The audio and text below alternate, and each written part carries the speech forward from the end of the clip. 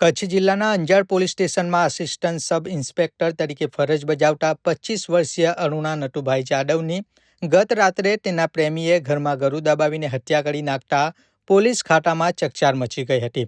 મરણ જનાર અરુણા જાદવ મૂળ સુરેન્દ્રનગરના ડેરવાડાના વતની હતા અને અંજારની ગંગોત્રી સોસાયટી 2માં રહે છે.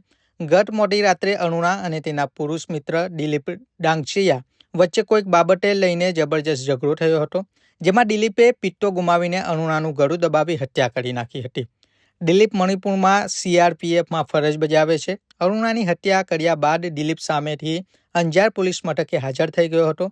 દિલીપ પણ સેન્ટ્રલ રિઝર્વ પોલીસ ફોર્સમાં ફરજ બજાવે છે અને મણિપુર ખાતે પોસ્ટિંગ થયું છે.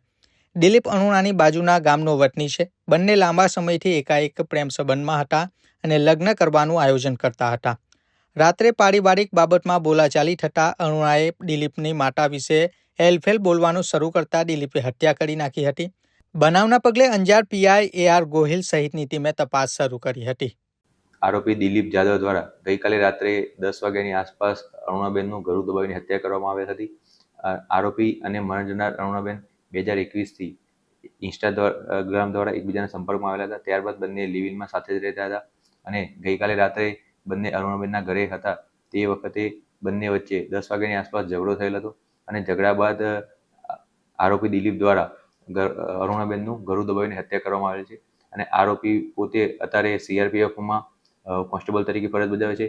ત્યારબાદ આરોપી દ્વારા સવારે સામેથી અંજાર પોલીસ સ્ટેશન ખાતે સરેન્ડર કરવામાં આવેલું, જે બાદ પોલીસને આ બનાવની સમગ્ર હકીકતની ખબર પડતા પોલીસ દ્વારા આ બાબતેની આગળની તપાસ તજવીજ ચાલુમાં છે.